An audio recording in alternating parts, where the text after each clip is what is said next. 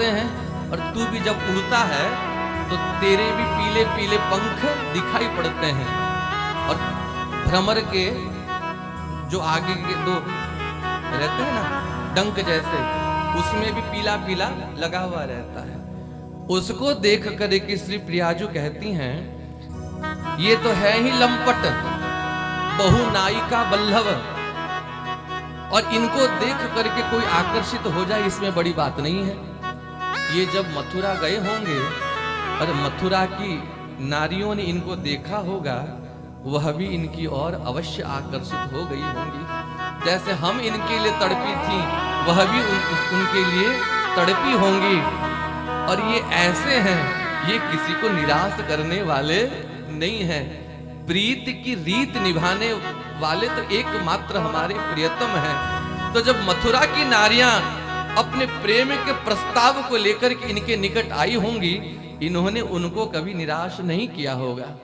अब जब मथुरा की नारियों को अपने भुज दंड में प्रलंब भुजाओं में लेकर के गोविंद ने आलिंगन किया होगा, और मथुरा सीमंतनियों के वक्षस्थल में जो कुमकुम चंदन लगे हुए होंगे, और गोविंद के आश्लेष से जो उनके भीतर अश्रु कंप पुलक आदि लक्षण प्रकट हुए होंगे, और उन अश्रुओं से उनके उर्जों में लगे हुए चंदन कुमकुम प्रक्षालित हो गए होंगे, और गोविंद के बनमाल में जाकर के लग गए होंगे।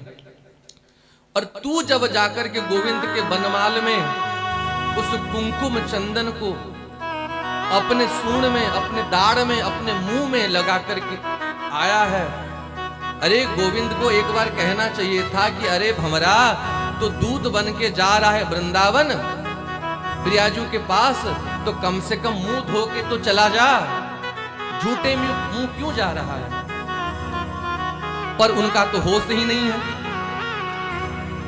उनकी भी बुद्धि मारी गई है, और तेरी भी बुद्धि मारी गई है कि तू बिना मुंह धोए मथुरा नारियों के वक्षस्थल के उर्जों के चंदन कुमकुम को अपने दाढ़ों में, अपने मुख में लगा करके तू हमारे पास क्या करने आया है? इसीलिए तेरा मुख अपवित्र है, इस अपवित्र मुख से तू मेरे चरणों का स्पर्श मत कर। और यदि कहीं जाना है ना, बहुत मधुपति स्तन मानिनी नाम प्रसादम, मथुरा की जो मानिनियां हैं, जो नारियां हैं, उनके प्रसाद को ले जाकर के तू मथुरा चला जा, और वहीं जाकर के अपने स्वामी को, हमारे प्रियतम को यह प्रसाद दे, और वही इस प्रसाद को धारण करे। तो यहाँ कृष्ण कथा कहने आया है दूत, और ये मर्यादा है, नियम है कि कृष्ण कथा सुनाने वाले की खूब खातिरदारी की जाती है, खूब सेवा की जाती है, उसको पीतांबर ओढ़ाया जाता है, दक्षिणा, उसका मुंह मीठा बूरा से भर दिया जाता है। पर यदि तू आशा लगा बैठा है कि यहाँ तुझे ऐसी ही चर्चा मिलेगी, हाँ हम तेरी मुंह बूरे से मीठे से भर देंगे, तो यह आशा छोड़ दे। यहाँ तुझे यदि मिलेगी तो केवल गाली मिलेगी, डांट फटकार मिलेगा। और यदि तुझे सम्मान की आशा है तो जाकर के मथुरा नारियों को कृष्ण कथा सुना। अरे तू हमें कृष्ण कथा क्या सुनाएगा? प्रियतम हमारे हैं, हम उनके हैं। गोविंद अपने आप को इतने बढ़िया से नहीं जानते जितना हम उनको जानते हैं। हाँ, ये मथुरा वासी, ये मथुरा की नारियां, ये नए नए हैं ना, अब इनके स्वभाव को नहीं जानते। अब तो इनको बढ़िया लग रहा है इनसे प्रीत लगाकर। हाँ, और कुछ दिन बीतने दो, जैसे हम सब रो रही हैं ना, ऐसे ही ये छटपटाएंगी, ऐसे ये रोवेंगी।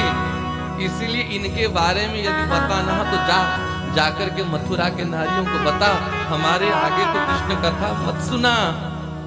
जो मैं यह जानती कि प्रीत किए पछताए, तो नगर ढिंडोड़ा पीटती, प्रीत करे जनी कोय। और सुन,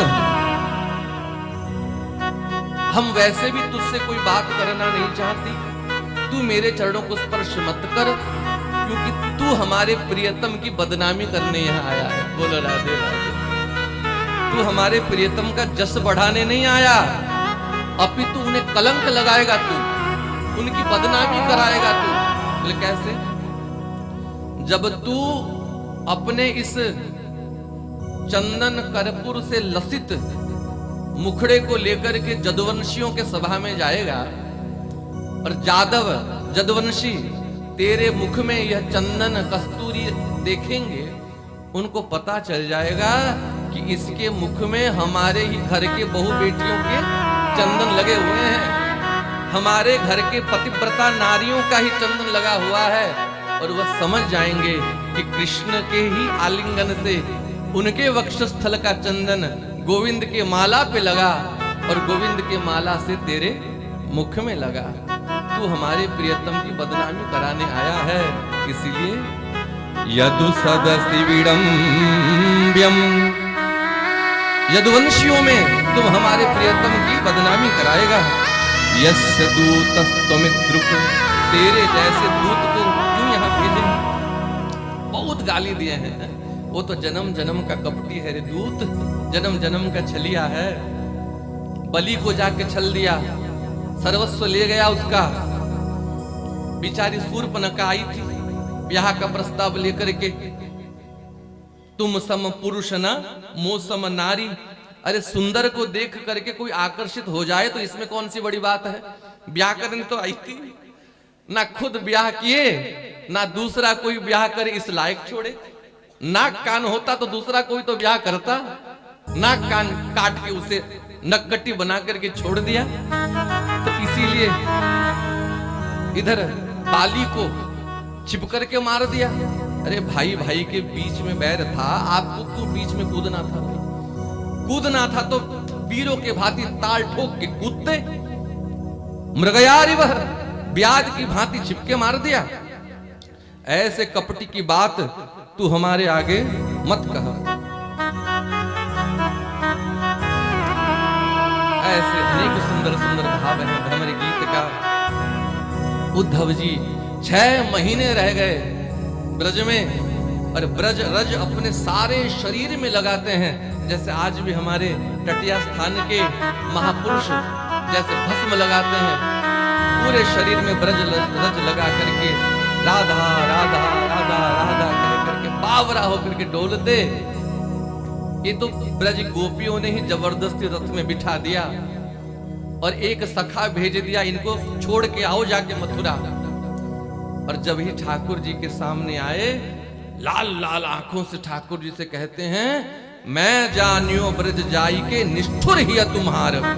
मैं तो आपको दयालु कृपालु भक्त वत्सल क्या क्या नहीं समझता था, अरे ब्रज जाने के बाद ही मुझे पता चला आपसे बड़ा निर्दयी, आपसे बड़ा निष्ठुर, आपसे बड़ा निर्मम प्रभु जगत में कोई नहीं है। ऐसे प्यारे भक्तों को छोड़ करके आप कैसे रह पाते हो? भगवान प्रसन्न हो गए, जिस काम के लिए उद्धव आपको भेजा था ना, वो काम हो गया। ये तुम नहीं कह रहे हो, ये तो गोपी कह रही है, क्योंकि मुझे यदि कोई गाली दे सकती है तो एकमात्र गोपी ही दे सकती है। उद्धव जी प्रार्थना करते हैं, आसामहो चरण रेणु दुषामहं श्याम वृंदावने किमपि गुल्मलतोषधि। एक ही आशा है गोविंद, मुझे ये ब्रह्म ज्ञान नहीं चाहिए, ब्रह्म ज्ञानियों की गति नहीं चाहिए। यदि बनाना हो ना इस वृंदावन में श्री गिरिराज जी के तलहटी में लता पता बना करके मुझे इस ब्रज रज का आश्रय दो, कि वृंदावन के ब्रज गोपियों के चरण रज जब मेरे ऊपर पड़ेंगे तो मैं ब्रह्म ज्ञानी उद्धव भी कृत्य कृत्य और धन्य धन्य हो जाऊंगा। इसीलिए तो गोवर्धन गिरि निकटे सखिस्थले कुसुम सरोवर के निकट आज भी उद्धव जी विराजमान है। बोलो उद्धव जी महाराज की। वंदे नंद व्रज स्त्रीणाम पादरेणुमविक्ष्णश याशाम हरो हरिकथोद्गीतम पुनाति भुवनत्रयम्। उन ब्रज गोपियों के चरण रज को बार बार प्रणाम, आप सबन के चरण रज को बार बार प्रणाम, जिनके मुख से उद्गीर्ण हरि कथा पुनाति भुवनत्रयम् त्रिभुवन को पवित्र करती है। और इसके आगे इस रससिक्त किशोरी जी के चरण रज से लसित इस धाम में बैठ करके